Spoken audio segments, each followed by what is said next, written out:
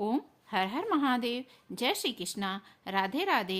आज मैं श्रीमद् भगवत के गीता का 14वां अध्याय का महात्म्य आपको सुनाने जा रही हूँ। कथा करने से पहले आपसे अनुरोध करना चाहती हूँ कि यदि आप हमारे चैनल पर नए हैं तो कृपया करके लाइक करिए, सब्सक्राइब करिए, शेयर करिए और बेल आइकन को प्रेस कर दीजिए, जिससे सारी नोटिफिकेशन आपके पास जाती रहे।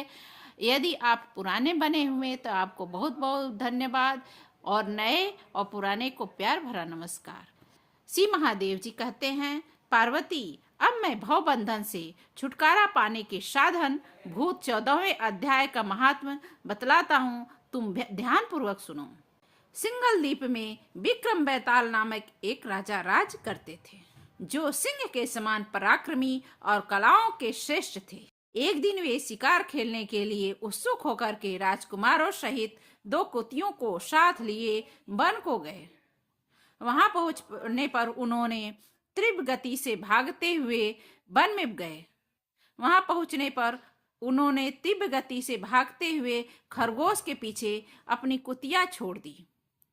उस समय प्राणियों के देखते देखते खरगोश इस प्रकार भागने लगा मानो कहीं उड़ गया है।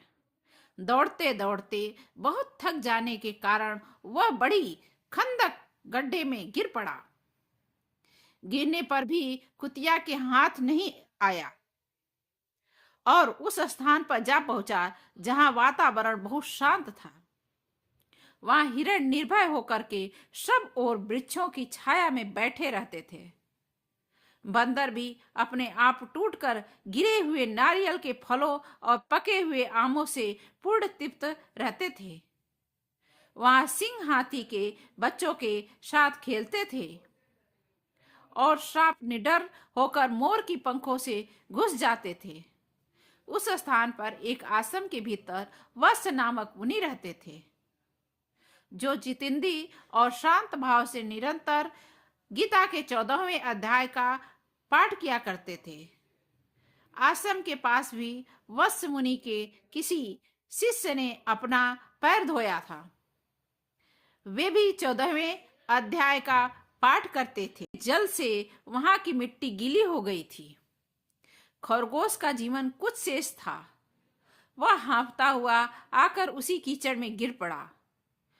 उसके स्पर्श से ही खरगोश दिव्य विमान पर बैठ करके स्वर्गलोक को प्राप्त हुआ।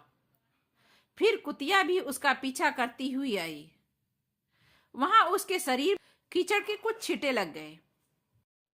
फिर वह भूख प्यास की प्यासी पीड़ा से रहित होकर के कुतिया का रूप त्याग करके उस दिव्यांगन का रमणीय स्वरूप धारण किया तथा गंधर्वों से सुशोभित दिव्य विमान पर आरूढ़ होकर के वह स्वर्गलोक को चली गई।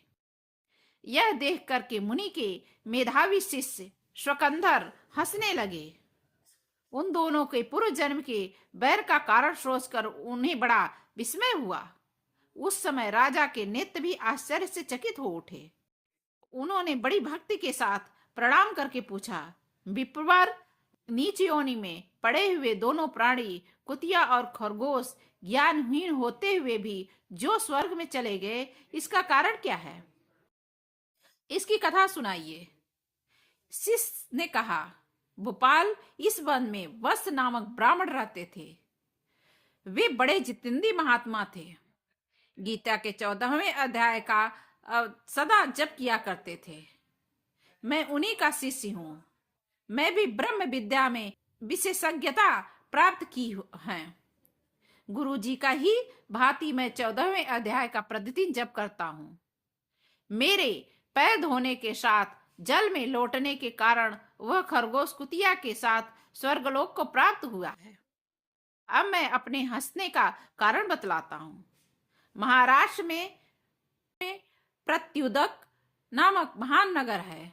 वहां केशव नामक एक ब्राह्मण रहता था, जो कपटी मनुष्यों में अग्रगण्य था। उसकी स्त्री का नाम विलोभन था।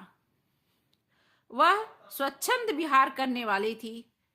इससे क्रोध में आकर के जन्म भर के बैर को याद करके ब्राह्मण ने अपनी स्त्री का वध कर डाला और उसी पाप से उसको खरगोश की योनि मिली। ब्राह्मण भी अपने पाप के कारण कुतिया हुई। श्री महादेव जी कहते हैं, यह सारी कथा सुन करके श्रद्धालु राजा ने गीता के 14वें अध्याय का पाठ आरंभ कर दिया। इससे उन्हें परम गति की प्राप्ति हुई। यह आपको गीता का 14वें अध्याय का महात्म कैसा लगा? अभी तो मैं गीता का महात्म ला रही हूँ, क्योंकि पहले महात्मा आप सुनेंगे, फिर उसके बाद में कथा श्रवण करेंगे तो आपको समझने में देर नहीं लगेगी, इसलिए मैं पढ़ा रही हूँ। फिर उसके बाद में गीता का पाठ सुनाओगे तो आपको सब समझ में आए। स्वर्ग से विमान आ रहा है, वो जा रहे हैं, तो यदि आप भी गीता का अध्याय सुनेंगे, महात्मा सुनेंगे, तो आपको भी परम गति प्राप्ति होगी और यहाँ पे जीवन भी मंगलमय रहेगा। तो ये आपको कथा सुन के कैसी लगी? यदि कथा अच्छी लगी हो, चैनल पे बने रहिए और बेल आइकन को प्रेस कर दीजिए, जिससे सारी नोटिफिकेशन आपके पास जाती रहे। ओम हर हर महादेव। जय श्री कृष्णा। राधे राधे।